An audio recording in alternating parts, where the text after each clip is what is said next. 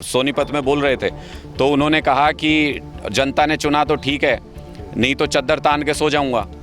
तो इसका मतलब तो ये तो साफ दिखाता है ये जन सेवा के लिए आए ही नहीं। कुर्सी मिलेगी तो काम करेंगे, नहीं कुर्सी मिलेगी तो कह रहे हैं चद्दर तान के सो जाऊंगा। चुनाव से पहले गांव की तरफ मत चले जाना, वरना कंबल लोग उड़ा देंगे और उसके बाद क्या होता है वो आपको अंदाजा है। हमने वीडियो एविडेंस दिखाया इनको, वहां जाके दिखाया कि देखो यूपी की तरफ एक बूंद नहीं जा रहा, सारा दिल्ली की तरफ छोड़ा है, उसकी वजह से हरियाणा में भी नुकसान हुआ। ईस्टर्न कैनाल में नहीं छोड़ा, वेस्टर्न कैनाल में नहीं छोड़ा, सारा पानी इन्होंने मेन स्ट्रीम में दिल्ली की तरफ छोड़ा और इन्होंने सोचा आपदा तो आई है, इसमें सारा पानी दिल्ली की तरफ छोड़ दो, दिल्ली को डुबो दो। पर कहते हैं कि जो दूसरे को डुबोता है, जो दूसरे के लिए खड्डा खोदता है, वो खुद भी उसमें गिरता है। आईटीओ बैराज को हरियाणा सरकार मेंटेन करती है। इन्होंने साजिश करी, 5 गेट उसके जाम पड़े थे, इन्होंने मानसून से पहले रिपेयर नहीं कराए।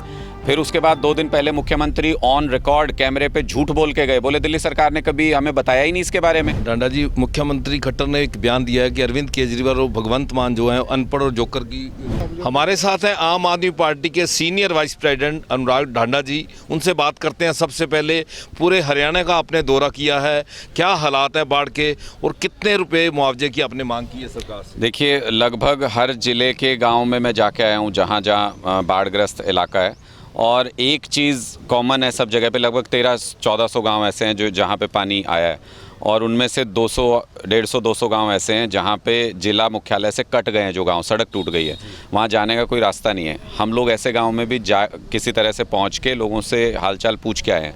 लोग ये कह रहे हैं कि एक बोट दे दो हमको, एक गांव के साथ एक नाव दे दो, कोई पशुधन हो, कोई छोटा बच्चा है पशु का, कोई अपना कोई इंसान अंदर फंसा हुआ उसको निकालने में, सामान वामान निकालने में मदद हो जाएगी, गांव अपने आप कर लेगा।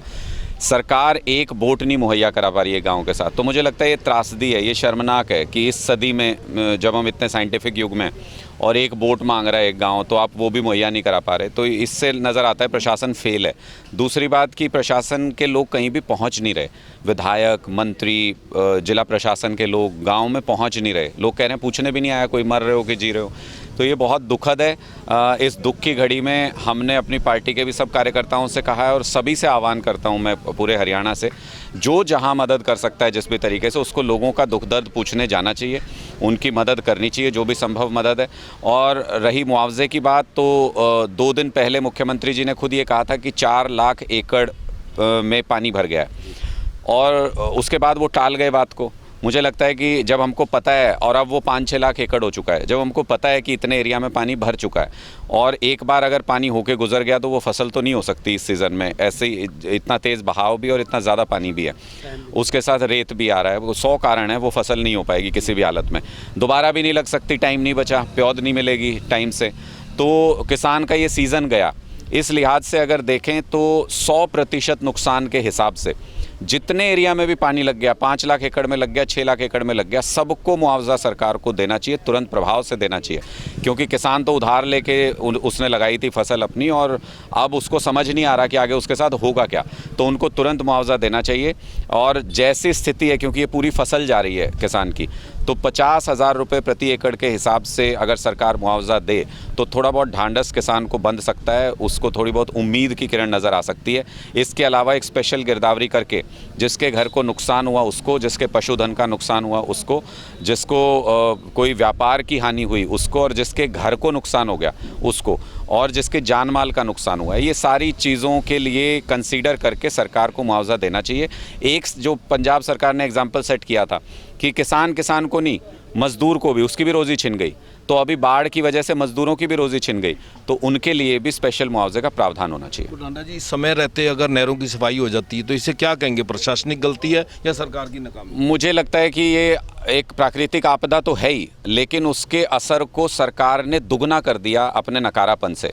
अब ये घग्गर के जितनी जगह पे भी बंदे टूटे हैं, ये किस वजह से टूटे? कभी घग्गर की सफाई नहीं हुई अंदर से, और कहते हैं कि 90 के दशक में आखिरी बार ये बंधे पक्के या मजबूत किए थे घग्गर के। कई जगह मैंने देखा 5-5 फुट गहरी रह गई घग्गर, इतना पानी कैसे समेटोगे आप 5 फुट के अंदर? कई जगह 1-1 एकड़ की चौड़ाई रह गई उसकी, उसमें कैसे सिमट जाएगी घग्गर? तो ये सारी चीज़ें सरकार की अनदेखी का नतीजा हैं। अगर ये बंधे नहीं टूटते तो सैकड़ों गांव ऐसे हैं जो बच सकते थे। उधर आप देख लो, यमुना में 8 जगह बंधे टूटे, वो नहीं टूटते तो सोनीपत, पानीपत, करनाल के सारे गांव, सैकड़ों गांव, 100-125 के आसपास गांव वो बच जाते, वहाँ पानी नहीं जाता। ये सारा का सारा दो वजहों से, एक इनके नकारापन की वजह से कि ये बंदे मजबूत नहीं करते करोड़ों का बजट होने के बावजूद, और दूसरा इनकी राजनीतिक साजिश की वजह से कि इन्होंने दिमाग में ये सोचा कि आपदा में अवसर तलाश रही थी भाजपा, राजनीतिक अवसर, और इन्होंने ये सोचा आपदा तो आई है, इसमें सारा पानी दिल्ली की तरफ छोड़ दो, दिल्ली को डुबो दो। पर कहते हैं कि जो दूसरे को डुबोता है, जो दूसरे के लिए खड्डा खोदता है, वो खुद भी उसमें गिरता है। नुकसान हमको यही हुआ कि ये दिल्ली को डुबोने चले थे, 208.66 पहली बार इतिहास में दिल्ली में वाटर लेवल पहुंचा, लेकिन उसके साथ साथ वो नुकसान सोनीपत को झेलना पड़ा, पानीपत को झेलना पड़ा, करनाल के गाँव को झेलना पड़ा, हमें भी नुकसान हुआ, हरियाणा को भी, सिर्फ इनकी गंदी सोच की वजह से। तो आपका क्या कहना है, दिल्ली में जो पानी गया है वो राजनीतिक उसके लिए गया? निश्चित तौर पे राजनीतिक द्वेष की वजह से। अगर ईस्टर्न और वेस्टर्न कैनाल में हथनीकुंड ब्रिज पे, पहले तो ये मान नहीं रहे थे, हमने वीडियो एविडेंस दिखाया इनको, वहाँ जाके दिखाया कि देखो यूपी की तरफ एक बूंद नहीं जा रहा, सारा दिल्ली की तरफ छोड़ा है, उसकी वजह से हरियाणा में भी नुकसान हुआ। ईस्टर्न कैनाल में नहीं छोड़ा, वेस्टर्न कैनाल में नहीं छोड़ा, सारा पानी इन्होंने मेन स्ट्रीम में दिल्ली की तरफ छोड़ा, इसीलिए 208.66 कभी नहीं गया। किस इतिहास में बड़ी बड़ी बाढ़ आई, कभी इतना लेवल नहीं गया दिल्ली में। उसके बाद दूसरा रूप देखिए साजिश का, आईटीओ बैराज को हरियाणा सरकार मेंटेन करती है, इन्होंने साजिश करी, 5 गेट उसके जाम पड़े थे, इन्होंने मानसून से पहले रिपेयर नहीं कराए। फिर उसके बाद 2 दिन पहले मुख्यमंत्री ऑन रिकॉर्ड कैमरे पे झूठ बोल के गए, बोले दिल्ली सरकार ने कभी हमें बताया ही नहीं इसके बारे में। एक तो पहली बात बताने की ज़रूरत नहीं, इनका अपना अधिकारी वहाँ 24 घंटे बैठता है, हरियाणा सिंचाई विभाग का, उसको अगर बताने की ज़रूरत है तो उसको नौकरी से निकालो पहले, इसका मतलब वो बंदा काम ही नहीं कर रहा। दूसरा, हमने लिखित चिट्ठियाँ दिखाई जो दिल्ली सरकार ने 2022 में भी लिखी, पहले भी लिखी बार बार, कि अगर आपसे ठीक नहीं हो रहे तो हमको हैंडओवर कर दीजिए। मैंने कल भी मांग की थी, मैं आज फिर कहता हूँ आपके कैमरे पे, मुख्यमंत्री जी को अगर थोड़ी सी भी शर्म बाकी हो तो उनको झूठ बोलने के लिए कैमरे पे आके माफ़ी मांगनी चाहिए पूरे हरियाणा से कि मैंने झूठ बोला। दिल्ली सरकार ने इन्फॉर्म किया था उनको, दिल्ली सरकार ने उनसे वो बैराज मांगा भी था, इन्होंने दिया नहीं। 5 साल से मेंटेनेंस चार्ज ही नहीं दिया। मेंटेनेंस चार्ज मांगा हो तो दे दें, दिल्ली सरकार ने कभी नहीं दिया मेंटेनेंस चार्ज। जब वो बैराज हरियाणा सरकार मेंटेन कर रही है, दिल्ली सरकार क्यों देगी मेंटेनेंस चार्ज उसका? हरियाणा के अंदर कोई चीज़ अगर हरियाणा गवर्नमेंट मेंटेन कर रही है तो क्या उसको दिल्ली सरकार पैसा देने आती है? या दिल्ली सरकार कोई चीज़ मेंटेन कर रही है, हरियाणा सरकार पैसा देने जाती है उसको? तो ये तो बेतुकी बातें हैं, इनकी साजिश बेनकाब हो गई। पहली बार इनके साथ ये हुआ, ये राजनीतिक साजिश तो कभी जात पात की, कभी किसी चीज़ की बार बार करती है भाजपा, पहली बार इनके साथ ऐसा हुआ, इनको मुंह तोड़ जवाब मिला, इनकी साजिश बेनकाब कर दी आम आदमी पार्टी ने। अब ये बौखलाए घूम रहे हैं, कुछ भी बोल रहे हैं। डांडा जी, मुख्यमंत्री खट्टर ने एक बयान दिया है कि अरविंद केजरीवाल और भगवंत मान जो है अनपढ़ और जोकर की जोड़ी है। देखिए, मैंने उसी बयान पे ये कहा था, और उनको इंग्लिश में लिखी हुई चिट्ठी जो हरियाणा सिंचाई विभाग को लिखी गई थी दिल्ली सरकार की तरफ से, मैंने उनको वो भेजी थी। खट्टर साहब अगर पढ़े लिखे हैं तो उनको वो चिट्ठी पढ़नी चाहिए, उनको वो चिट्ठी अगर नहीं खुद पढ़ सकते किसी से ट्रांसलेट करा लें, जब वो ट्रांसलेट होकर उनको बात पता चलेगी कि इसके अंदर लिखा क्या है। वैसे तो खट्टर साहब के लिए और बीजेपी के ज़्यादातर लोगों के लिए काला अक्षर भैंस बराबर है, इनको कुछ नहीं पता, लेकिन अगर उनको पता चल जाए, कोई पढ़ के बता दे, उनको हिंदी करके बता दे उसकी, तो मुझे लगता है उनको समझ में आ जाएगा कि जोकर है कौन। जो आदमी लोगों को बचाने के लिए पानी में घुस जा रहा है, जो आदमी किसानों के हालचाल जानने के लिए, उसके पैर कीचड़ में सने पड़े हैं मुख्यमंत्री भगवंत मान के, जो कीचड़ में जा रहा है, पानी में जा रहा है, अपनी जान को खतरे में डाल के लोगों से उनका हालचाल पूछ रहा है, उसको तो कह रहे हैं जोकर है। और जो मुख्यमंत्री ऊपर हेलीकॉप्टर में घूम के और कह रहा है हाँ प्रदेश में बाढ़ आई है, मुझे पता लग गया, और उसके बाद कभी दिल्ली में गुलदस्ते देते हैं, कभी चंडीगढ़ में नेताओं को गुलदस्ते दे रहे हैं अपने, वो जोकर नहीं है।